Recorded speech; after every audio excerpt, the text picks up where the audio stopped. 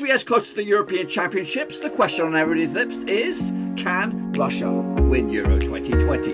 In this video, we're going to see just how far they can go in this summer's spectacular.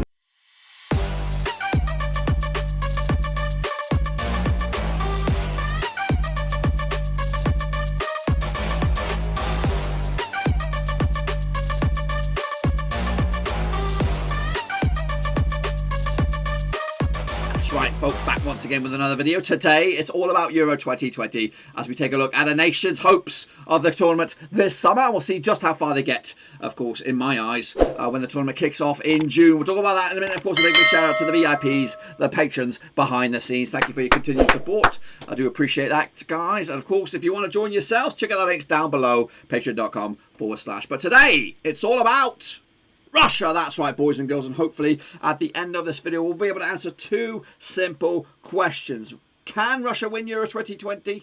And will they win Euro 2020? Those two, seemingly simple questions. We're going to have to try and digest all of it right here, right now. Of course, they're their hopes and dreams, of course, heading into this. So let's take a look at it first of all, how they got there. A little bit of a caveat here. Let's take a look at this. Of course, they got there by winning by finishing as Group I runners-up. Of course, behind Belgium, that's right, who are in their bloody group.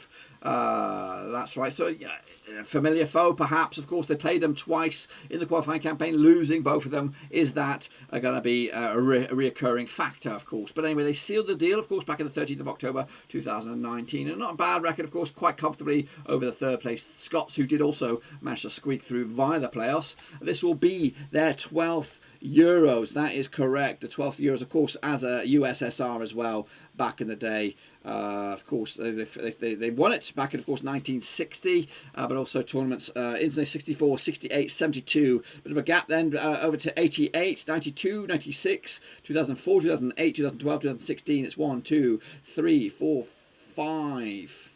This will be their fifth tournament in succession, and of course they are managed by, of course, familiar face Mustachio, I believe. If he's got his, is it Mustachio? I believe it is Stanislav Chechyshev, of course, who was at the helm for the Russian World Cup, which I thought was a really good World Cup, and it's a surprise that it was such a success. I anticipated quite a struggle with that, but they thought they did a good job, and they did a good job as well, which is, of course, is good. The key man, or the Capitano, is Atem Zugba. Of course, they're currently ranked FIFA nation-wise as 39th.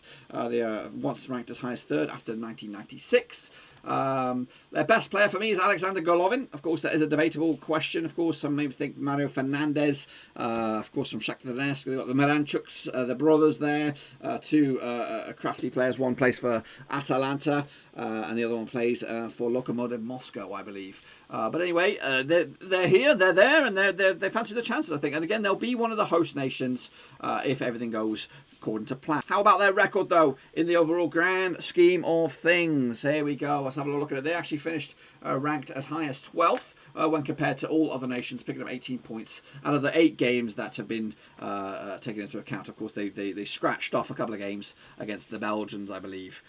Or did it? I don't know. I don't know what they did here, but anyway, regardless. So let's take a look at their passage potentially to, of course, the later stages. Of course, Group B alongside Belgium, which they did take on in the qualifying campaign, and they were second best. That's right. Of course, their matches as well. They also got an opener against Belgium, of course, on the 12th of June. They'll then take on, of course, the Finns, and then they'll wrap it up with a tricky game against the Danes. I did also say that Russia are one of the host nations, and they'll have a couple of games, at least a couple of games in the group stages anyway, on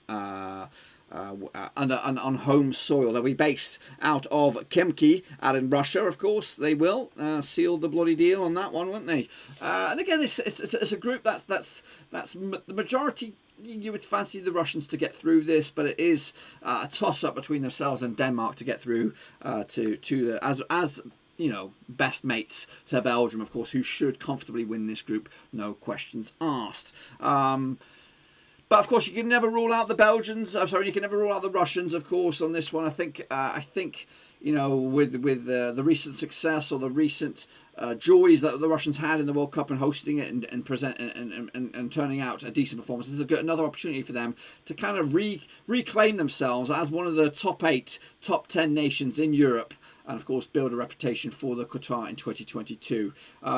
They're a hard-working team, of course, and again, those games with themselves as hosts on home turf, if it goes ahead, of course, in that way, they'll, of course, fancy the chances to get maximum points, or at least come out of them unbeaten. So if you take those two games into account, whoever they are, I believe it will be against Belgium, and I believe it will be against the Finns. If they can come out of those unbeaten, that's 4 points on board, and they'll just need something against the Danes. But anyway, that's a little bit of an insight as to Russia. What about, the key match is against the Finns for me. They must win that game. If they can get the 3 points out of that, they're one step closer to, of course, those latter stages. Top two go through. Third place, of course, is a bit of a toss-up between the rest of the pack. The odds of Russia to qualify 10-3 on. Decent odds for them to qualify. What about to win the whole bloody thing? We'll have a look at it. 100-1. Of course, not one of the favourites, of course, but again, it's anybody's guess. Realistically, can we see Russia winning this again? Of course, won it back in 1960.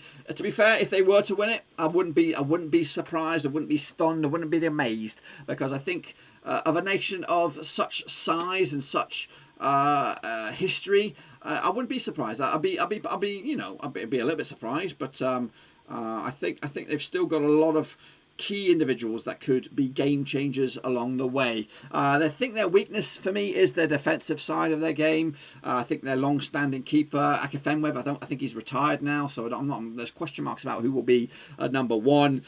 Centre backs or the defensive core, I'm not too sure about either. But moving forward, the attacking side of things, I think they've got chances to impress and maybe put on a bit of a show when the tournament kicks off in the summer.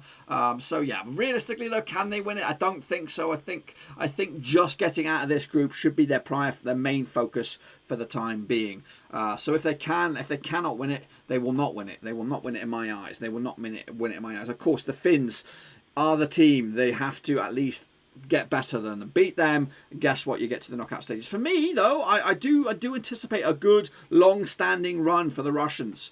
I think I've done my prediction videos. Now, these predictions here are based off my prediction videos. If you want to look back at those, where I predicted the groups itself and I predicted the results, and then I predict the knockout stages, I have the Russians getting through to the knockout stages. Not only on that, I think they might have even finished runners-up in my picks. But they have a favourable draw. They have a favourable draw. Now, there is no real draw. It was on merit. You finished third. I did the old calculator, and of course, I can't remember who Russia paired up. Maybe it was Switzerland, maybe it was Austria or something like that. Regardless, they got through to the quarterfinals, and that's where their journey ended. To be fair, finishing in the top 8, I think that's what they should be aiming for. To be fair, as the tournament gets closer for Russia, so I would see that as a bit of a success in my eyes, and that would leave them in good stead for the World Cup out in Qatar in 2022. There you have it, folks. There you bloody have it. If you agree or disagree, let me know your opinions out in the comment section down below. And while you're at it, check out the description. I've got links to my other social media platforms. I'm on Twitter, I'm on Facebook, I'm on Twitch, and I'm even on Patreon if you want to support the channel in another way. Again, we'll be covering the tournament extensively over the summer. Of course, we've got watch-alongs, previews, predictions, of course, all of that stuff, and many, many more. So make sure you, of course, smash your subscribe. And while you're at it, give the video a big old fat thumbs up. Again, I'll see you all very soon for another one tomorrow. Until then, well, there you have it, folks. There you bloody have it. Of course, we'll have exclusive coverage for Euro 2020 over on the channel. Of course, we'll have match previews, match reviews, of course, watch-alongs and all kinds of stuff, including predictions as well. No. Well, there you have it, folks. There you bloody have it. If you agree or disagree, let me know your opinions in the comment section down below. And while you're at it, check out the description. I'm on Twitter, Twitch. Well, there you have it, folks. There you bloody have it. Of course, if you agree or disagree, let me know your opinions out in the comment section down below. And while you're at it, make sure you check out the description. I've got links to my other social media platforms are on there. I'm on Twitter, Facebook, on Twitch as well. And if you want to check me out at Patreon, you can check that out as well. Also, exclusive and extensive coverage of Euro 2020 this summer on the channel. We'll have, of course, previews. We'll have predictions, of course, watch-alongs as well. And, of course, we might even get a reappearance of Cass, the predicting cat, the real cat, not DigiCass. But, of course, lots of stuff on the channel. So make sure you give the video a big old fat thumbs up while you're at it, and of course make sure you smash the subscribe. Until then, I'll see you all very soon for another one. Until then, I'm out.